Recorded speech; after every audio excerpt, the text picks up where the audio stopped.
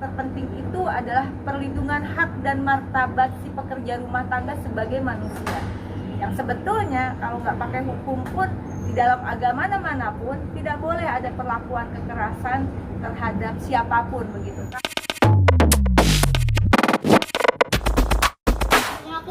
Baru selesai BAP penyidikan terhadap Hera sebagai pelapor dan korban. Jadi baru selesai BAP penyidikan Hera sebagai pelapor dan korban, ya, terhadap laporannya terkait dugaan penganiayaan ringan yang dilakukan oleh Bu Erin, ya. Jadi ini ada Heranya, kemudian ada juga pendamping dari LPSK, kemudian juga ada dari DPR RI yaitu Bu Rike Dia Pitaloka. Ya, jadi kami memang mendampingi, nggak janjian sih, tapi bersamaan memang punya kepentingan yang sama dalam rangka membela rakyat. Rakyat ya? Betul, kita susah lagi bicara. Membela Hera deh kalau gitu ya. Jadi itu tadi. Jadi tadi ada 20 pertanyaan sudah disampaikan dan sudah selesai. Jadi kita akan mengikuti prosedur berikutnya dari penyidikan ini. Setelah Hera nanti beberapa lain saksi, baru kemudian nanti terlapor yaitu Bu Erin sendiri. Setelah itu menurut penyidik akan diadakan gelar perkara mengenai status penyidikan ini seperti apa kedepannya, termasuk apakah nanti ada peningkatan tersangka atau belum.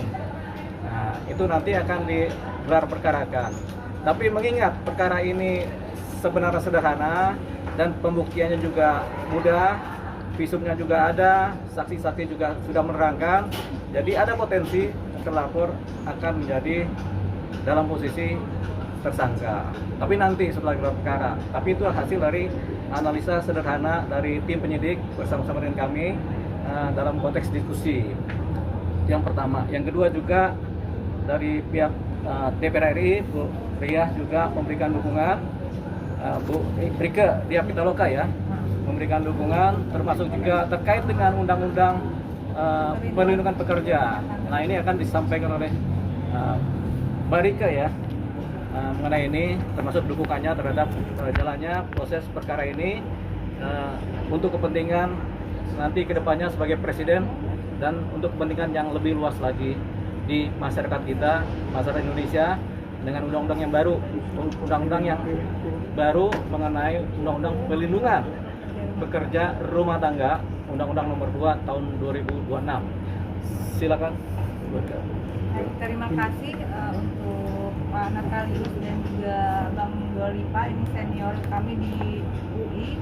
Terima kasih sudah mendampingi Hera yang kebetulan tanggal 14 Mei kemarin juga Bu Hera sama Unia dan juga kuasa hukum memang secara resmi meminta pendampingan kepada kami begitu sebagai anggota Komisi 13 DPR RI yang membidangi hukum dan HAM, dan kemudian juga sudah mendapatkan atensi dari Komisi 3 DPR RI. Ini adalah kasus yang kalau orang mengatakan ngapain sih ngurusin kasus kayak begitu ya. Ini adalah batu uji bagi Undang-Undang Perlindungan Pekerja Rumah Tangga yang disahkan pada 21 April 2026 yang kemudian diundangkan menjadi undang-undang, tadi sudah disampaikan oleh Bang Dolipa, Undang-Undang Nomor 2 Tahun 2026 tentang perlindungan pekerja rumah tangga gitu. Dan tentu saja kami mengapresiasi pihak kepolisian, khususnya Direktorat PPA Perlindungan Perempuan Anak dan Tindak Pidana Perdagangan Orang, dan khususnya lagi adalah unit PPA di Polres Jakarta Selatan. Nah, ini mendampingi dari mulai evakuasi sampai kemudian melakukan otopsi di Rumah Sakit Pertamina, dan visum tadi sudah disampaikan ada. Dengan demikian bahwa tentu saja kehadiran saya khususnya sebagai anggota Komisi 13 yang memang membidangi hukum dan HAM, ini saya tegaskan, tidak untuk mengintervensi semua proses hukum, tetapi ini bagian dari pengawalan bagaimana seluruh hukum itu bisa ditegakkan dengan seadil-adilnya begitu. masih dalam proses awal untuk pemeriksaan para saksi. Nanti masih ada hal-hal lain, mungkin akan lebih jelasnya kalau itu dijelaskan oleh pihak kepolisian.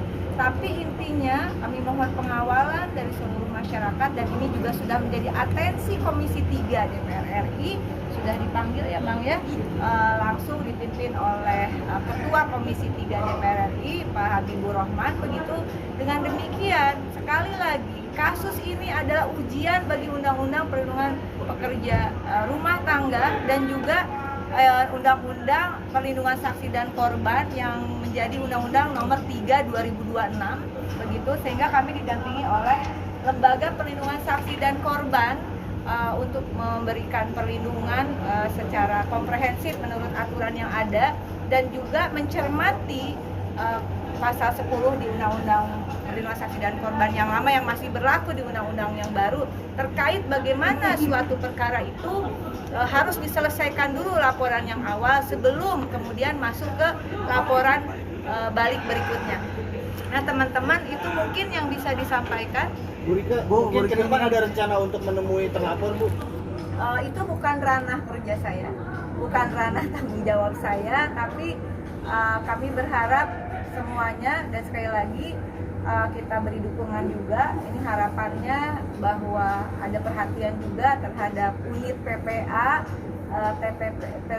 TPPO di Jakarta Selatan. Per bulan 50 sampai 60 kasus harus mereka tanganin, tapi baru level unit, dan kita juga mendukung agar segera dinaikkan menjadi satker lah paling tidak begitu. Mungkin merasa menyayangkan nggak sih bahwa ada dugaan penganiayaan dari seorang public figure gitu Teh? Mungkin gimana tanggapannya? Saya tidak bisa masuk ke ranah personal ya Mbak. Itu bukan wilayah saya mengomentari ranah personal, tapi sekali lagi sesuai dengan tanggung jawab saya. Ada orang mengatakan ngapain sampai turun langsung begitu. Ini adalah fungsi pengawasan DPR RI sesuai konstitusi, sesuai dengan sumpah jabatan, sesuai dengan undang-undang MPR, DPR, DPD dan DPRD begitu, bahwa memang kita ikut pengawasan terhadap tegaknya hukum karena Indonesia adalah negara hukum berdasarkan pasal 3 ayat 1 Undang-Undang Dasar 1945 begitu. Jadi sekali lagi kalau ditanya seperti tadi, mungkin tidak dalam kesempatan ini begitu ya Mbak ya, karena ini dalam tugas lah, ini hari kerja juga. Mungkin itu. Kak Hera sendiri gimana, bakalan ada yang ditetapkan sebagai tersangka gitu? Dalam hal ini terlapor gitu? Belum tahu kalau masalah itu. Nggak, maksudnya Nggak bisa, mungkin akan boleh kuasa gitu. hukum yang jawab. Ya apa-apa, Berarti Pak Hera jawabnya belum Mbak Hera mungkin gimana akhirnya ditemani Iya, oleh LPSK dan Bu Rika juga? Nah, itu Ya, jawab saya Mbak. mau mengucapkan banyak-banyak terima kasih kepada Ibu Rika Diah Pitaloka dan pihak LPSK, terus lawyer-lawyer saya yang baik ini. Terima kasih banyak. Bang Deo menegaskan Bang, berarti bukti CCTV udah berhasil diambil dari rumah terlapor ya Bang? Atau Ya, gimana? jadi begini, sebenarnya pembuktian itu nggak perlu juga rumit-rumit pakai CCTV ya. Jadi yang penting ada visum, ada bukti fisik, kemudian ada pengakuan, ada keterangan dari saksi, itu semua cukup. CCTV itu biasanya pendukung, tapi kalau ada bisa. Tapi biasanya CCTV kalau di dalam suatu wilayah rumah tangga itu dia punya daya tahan cuma 2 minggu sampai 1 bulan, lebihnya kehapus kan. Jadi kita rasa penyidik tidak akan berfokus kepada CCTV, tapi lebih berfokus kepada keterangan-keterangan, kesaksian, visum dan bukti-bukti fisik yang ada, begitu ya. Tapi Kak Hera sendiri gimana rasanya akan sebentar lagi akan ada jadi tersangka mungkin? Ya. Mungkin sebentar lagi akan ada keluar perkara nanti akhirnya. Ibu, boleh satu lagi pertanyaannya? Ini kan terkait Undang-Undang Perlindungan Pekerja Rumah Tangga ya. Bagaimana sebagai anggota DPR mensosialisasikan undang-undang ini karena banyak korbannya yang tidak mengerti hukum dan tidak berani lapor? Kasus ini justru juga penting. Jadi ini bukan hanya kasus tentang Hera dan Bunia, ini dari yayasan yang juga kemudian mendampingi sampai visum. Nanti akan ada pemeriksaan sebagai saksi, dan artinya ini undang-undang yang penting untuk siapa saja sebetulnya. apalagi di era sekarang kalau kita suami istri bekerja itu pasti ada PRT begitu. Meskipun di dalam undang-undang PRT tetap mengakomodir aspek-aspek sosiologis gitu dalam hubungan kerja, tidak kaku sebagai pekerja formal yang seperti di industri, tetapi tetap ada yang terpenting itu adalah perlindungan hak dan martabat si pekerja rumah tangga sebagai manusia. Yang sebetulnya kalau nggak pakai hukum pun di dalam agama manapun tidak boleh ada perlakuan kekerasan terhadap siapapun begitu. Kalau ada masalah ketidakpuasan dia bisa dikembalikan ke yayasan lalu dibicarakan dengan baik-baik begitu ya. Ini menjadi atensi kita semua dan sekali lagi Undang-Undang Perlindungan Pekerja Rumah Tangga itu adalah batu uji bagaimana Indonesia mampu melindungi PRT tidak hanya di dalam negeri tapi di luar negeri juga, karena kita salah satu pengirim pekerja migran yang berprofesi sebagai pekerja rumah tangga. Ketika pekerja rumah tangga di dalam negeri tidak mampu dilindungi negara dengan regulasi hukum yang sudah cukup banyak sebetulnya ya Bang ya, termasuk beberapa konvensi yang sudah diratifikasi oleh Indonesia, maka akan menjadi hal yang tidak mudah untuk kita melindungi pekerja migran kita yang berprofesi sebagai PRT di luar negeri. Contoh kasus kemarin yang terakhir ramai ada kekerasan terhadap PRT di Malaysia kalau saya tidak salah. Kepolisian Malaysia langsung dicari, semua pelakunya langsung ditahan begitu.